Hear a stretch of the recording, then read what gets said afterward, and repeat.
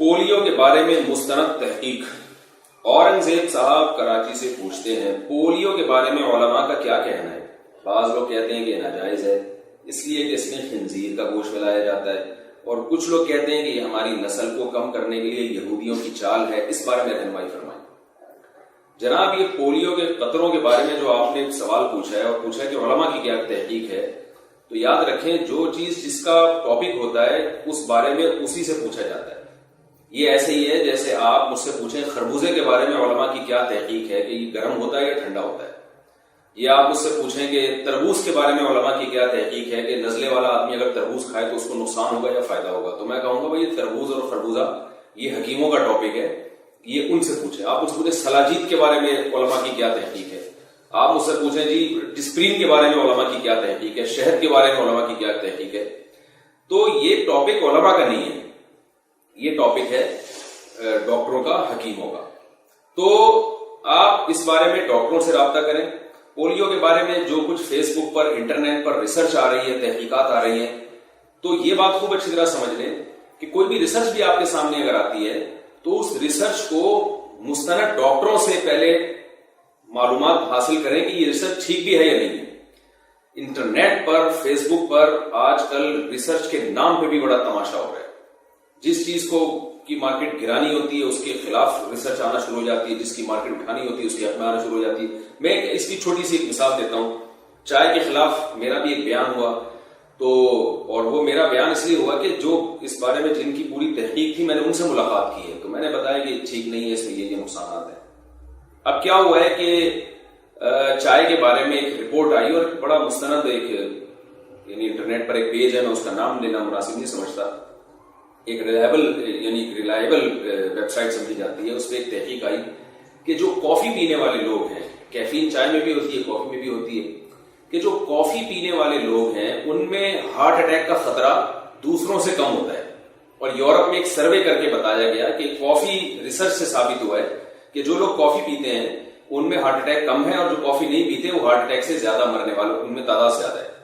اب یہ ریسرچ جو ہے بڑی مشہور ہوئی ہے اور ہمارے سامنے بھی آئی، ہم بھی حیران ہوئے کہ یار اچھا،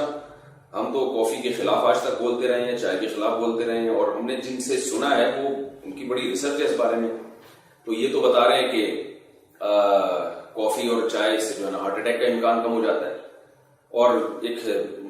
یعنی کافی ایک یعنی قابل اعتماد پیج ہے جس پر یہ ریسرچ شائع ہوئی ہے۔ تو میں نے جن سے تحقیق کی تھی چائے کے بارے میں، جن کی پورا ایک لیکچر میں نے سنا تھا، میں نے ان سے رابطہ کیا، میں نے کہا یار آپ کہہ رہے ہو یہ چائے میں نقصان ہے، کافی میں نقصان ہے، ادھر آپ ریسرچ دیکھیں، گوروں کی ریسرچ ہے۔ تو انہوں نے مجھے بتایا کہ آرمی کے ایک ڈاکٹر نے یہ ریسرچ مجھے بھیجی کہ جو ہے یہ کافی اور چائے جو ہے نا نقصان دہ نہیں ہے، یورپ میں تحقیق ہوئی ہے کہ کافی پینے والوں میں ہارٹ اٹیک کا عنصر کم ہے۔ کہہ رہے آرمی ایک ڈاکٹر نے مجھے تحقیق دی، تو میں نے اس ڈاکٹر سے یہ کہا، یعنی وہ صاحب مجھے بتا رہے ہیں کہ میں نے وہ ڈاکٹر صاحب سے کہا کہ ڈاکٹر صاحب پہلی بات تو یہ کہ یہ جو تحقیق ہوئی ہے کہ یورپ میں جو کافی پیتے تھے ان میں ہارٹ اٹیک کم ہوا اور جو نہیں پیتے تھے ان میں زیادہ ہوا، تو اس کی وجہ کافی ہے یا کچھ اور وجہ ہے؟ اصل بات یہ ہے کہ اس کی وجہ کافی نہیں ہے، اس کی وجہ یہ کہ جو زیادہ کافی پیتے ہیں وہ شراب کم پیتے ہیں، تو جن میں کافی نہ پینے والوں میں ہارٹ اٹیک کا جو ریشو کم ہے اس کی وجہ ان کا کافی نہ پینا نہیں ہے بلکہ شراب کم پینا ہے، اور جو شراب زیادہ پیتے ہیں وہ کافی نہیں پیتے، ان میں ہارٹ اٹیک زیادہ ہے، تو وہ کافی نہ پینے کی وجہ سے نہیں ہے بلکہ شراب پینے کی وجہ سے ہے۔ تو ریسرچ میں جو الفاظ تھے نا وہ یہ نہیں تھے، ورنہ کافی میں انہوں نے کہا کہ کوئی ایسی چیز نہیں ہے، میڈیکل سائنس یہ ثابت ہی نہیں کر سکتی کہ کافی دل کے لیے مفید ہے بلکہ نقصان دہ دل کے لیے۔ کیفین چاہے کافی کی شکل میں ہو چاہے چائے کی شکل میں ہو وہ دل کے لیے نقصان دہ، اس کی وجوہات کیا ہیں وہ جو ہے ایک الگ ٹاپک ہے۔ تو پھر انہوں نے بتایا کہ میں نے ریسرچ کی کہ یہ کافی کے بارے میں اتنے جو فضائل بیان کیے جا رہے ہیں، جس سائنٹسٹ نے بیان کیے یا جس ڈاکٹر نے بیان کیے، اس ڈاکٹر کے بارے میں ریسرچ کی الگ سے، تو پتا چلا کہ اس پہ ویسے ہی کیس چل رہا ہے اس کے خلاف۔ اس کیس میں یہ ہے کہ یہ کافی کمپنی سے پیسے کھاتا ہے اور پیسے کھا کے ان کے حق میں تحقیقات شائع کرتا ہے، تو ڈاکٹر صاحب بگے ہوئے تھے وہ، تو یعنی جس کی یہ تحقیق ایک بڑے مستند انٹرنیٹ کا ایک پیج ہے جس سے یہ تحقیقات شائع ہو رہی تھی۔ تو ریسرچ یہ آسان کام نہیں ہے، ہمارے ہاں ہر آدمی کو ٹماٹر کے فضائل پر ایک اس نے یوٹیوب پہ کلپ ریکارڈ کروایا ہوا ہے، کسی نے آلو کے فضائل پر ایک صاحب نے کہا کہ یہ جو ہے یوٹیوب پہ میں نے دیکھا ہے کہ یہ جو ہے نا یہ دار چینی اس کا پاؤڈر بنا کے ایک چمچہ آپ کھائیں اور یہ فائدے اٹھائیں. وہ بھائی دار چینی کا ایک چمچہ تم کھاؤ گے تو اتنا شدید گرم ہوتا ہے تمہاری آنتوں کو برباد کر دے گا. ایک صاحب نے انٹرنیٹ پہ تحقیق کی کہ لیمو کو پانی میں نچوڑ کے صبح نہار میں پیا جائے تو پیٹ کم ہو جاتا ہے, اور واقعی پیٹ کم ہوا. مجھ سے ملے, میں نے کہا اللہ کے بندے سب کچھ ہی کم ہو جائے گا آپ کا, کیونکہ لیمن جو ہے نا وہ جب نہار منہ آپ پیتے ہیں تو میدے کی دیواروں کو خراب کر دیتا ہے. اس میں ایسڈ ہوتا ہے, تیزاب ہوتا ہے. خالی پیٹ وہ آپ پیٹ میں جائے گا, وہ بھی گرم پانی کے ساتھ, تو وہ میدے کی دیواروں کو متاثر کر رہا ہے. تو ایک چیز ہوتی ہے وہ اس پہ پورا جو ہے وہ چینل چل رہا ہوتا ہے لوگوں کا, اور اس کو ریسرچ کا نام دیا جاتا ہے. تو جب بھی تحقیق کرنی ہو اس فیلڈ کے مستند ترین آدمی کو تلاش کریں, یہ ریسرچ اس کو دکھائیں جا کے کہ پولیو کے بارے میں بھی جو کچھ کہا جا رہا ہے کہ اس میں یہ بیماریاں یہ وغیرہ وغیرہ,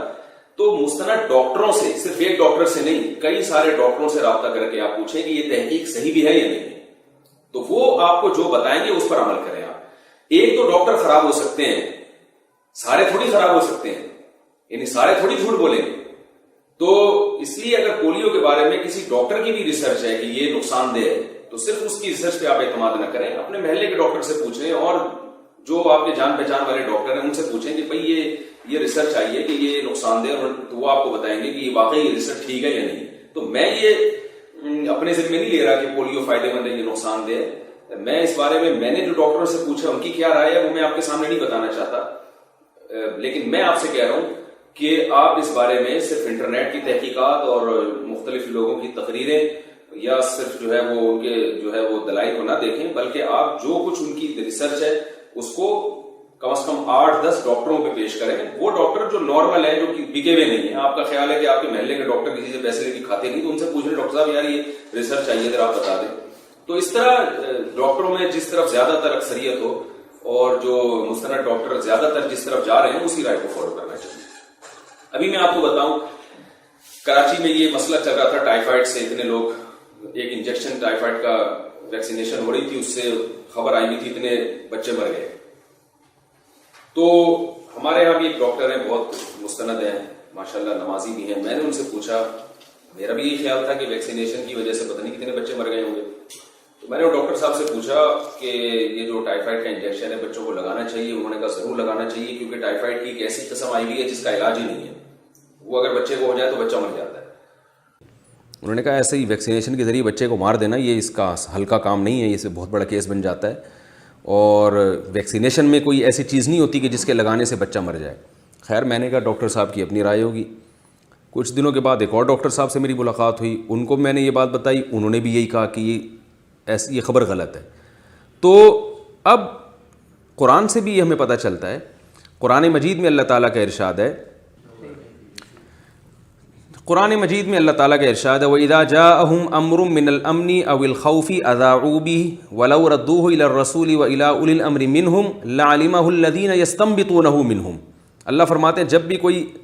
امن یا خوف کی خبر آتی ہے تو یہ اس کو پھیلا دیتے ہیں. ان کو چاہیے کہ رسول کی طرف یا اولو الامر, اولو الامر سے مراد جو اس کی حقیقت کو جانتے ہیں,